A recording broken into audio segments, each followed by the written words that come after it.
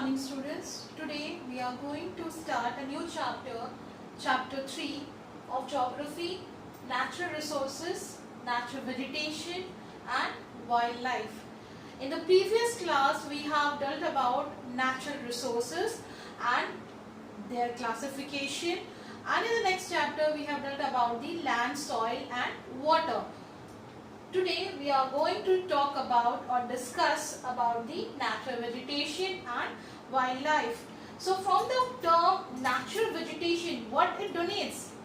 That means, it means what? It will be said that the plants which grow naturally are called as the natural resources or natural vegetation. That means without any hindrance or with the help of any humankind, it is not being prepared. That means it grows naturally by nature, is called as the natural resources or natural vegetation.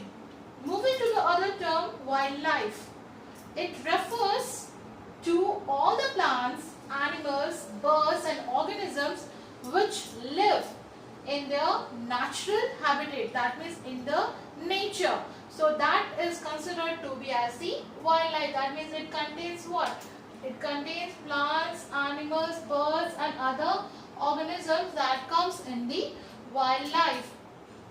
So we have seen that these natural vegetation that grows naturally and they are the home of many wildlife. And moving to other things, that natural vegetation and wildlife lie in a narrow zone where the lithosphere, hydrosphere and atmosphere interact each other. That area or zone is called as the biosphere. I have drawn a picture here to make you understand. You have studied in class 7 also, that is this 3 zones. I have made this 3 zones. This is atmosphere, this is hydrosphere, this is lithosphere. So where all the 3 circles were interacting, so what it is making? It is making a different living zone. This interaction zone is called as the biosphere, which I have made in this diagram also. Biosphere means here living world, where all living organisms live, or you can say where it lies, the zone. Here atmosphere, that is airy part, hydrosphere that talks about the water, lithosphere talks about the land. So it is that the interaction between, you can say, where natural vegetation, where it is found, natural vegetation and wildlife are found in a narrow zone where the lithosphere, hydrosphere and atmosphere meet and interact. This zone is called as the biosphere. That is, this region will have the natural vegetation also as well as the wildlife. Moving to the other things, the interaction between the organisms and their physical environment is in a particular area is called as an ecosystem. So what is an ecosystem? Where an organism, that means as for example as animals or human beings, when they interact with the physical environment, with the surroundings, then it is referred to as an ecosystem to that particular area. Okay, for example, we can take in a small pond where the fishes are there, frogs are there. So that will have a different ecosystem. Living world will have a different ecosystem. So every animal kingdom, or you can say forest, will have a different ecosystem. So you can say the interaction between an organism and with their physical environment in a particular area is referred to as an ecosystem.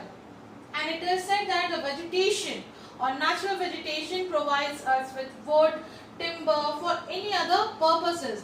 But it has also many other features or characteristics of vegetation which gives a survival for our life. It provides natural habitat for animals. That means natural vegetation, it provides a home for animals. It produces oxygen. If there will be no plants, what will happen? As we know, plants produce oxygen, they take intake carbon dioxide and releases oxygen. In the same way, it is the vegetation or the forest produces oxygen for us for breathing, which is a very important essential part. If we don't have oxygen, we will die. The vegetation, it also provides, you can say, protects soil from leaching, from eroding. Okay, the vegetation provides or protects soil from leaching, helps to store water underground. If there is a vegetation, it tries to hold the water for a longer period of time, or for good moisture for agriculture, it tries to hold the water underground. So you can say vegetation helps in storing the water underground. It also provides a large variety of products from trees, as we are well familiar that many other trees are medicinal use. For example, neem, or you can say bamboos or any other things. Bamboos are being used for other purposes, for commercial purposes, but neem and many other tulsi, you have many other trees or plants, they are of medicinal use. So that is used for many other products, and it is helpful for us, as we are well known that plants need water, air and sunlight for the growth. So these are the things we need, that means they need for growing, and they don't have any type of hindrance. They don't need our help because they grow naturally in the nature.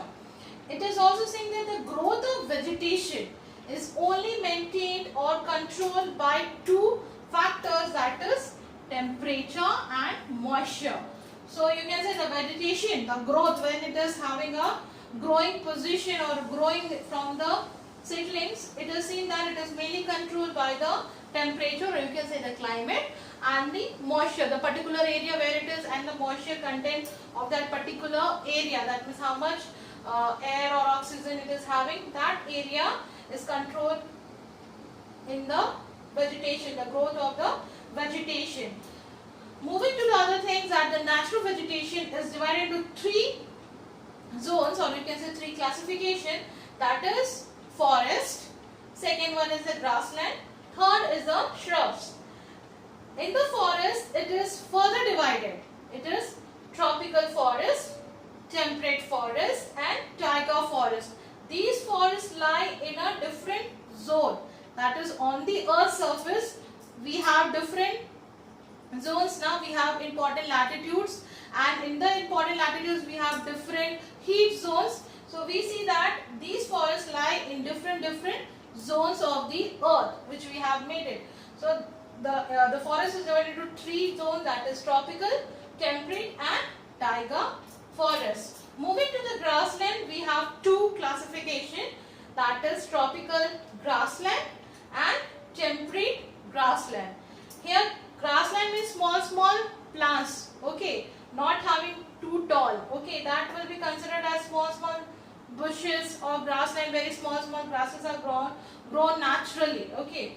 Now moving to the shrubs, there are two categories, that is desert vegetation and tundra vegetation. There are two types of vegetation, desert and tundra vegetation. Here shrubs means very small plants or bushes which are grown in the desert area and in the cold region area. So these type of vegetations are found, or you can say the natural vegetation are divided into three parts, that is forest, grassland and shrubs. In the forest we have tropical, temperate and taiga. In the grassland we have tropical, temperate grassland. In the shrubs we have temperate and tundra vegetation. So we have done about the natural vegetation and little bit of natural vegetation only. In the next class we will be dealing with details in the forest, about the forest and the grassland and the shrubs. This is all about for today. In the next class we will be completing the other topics. Thank you.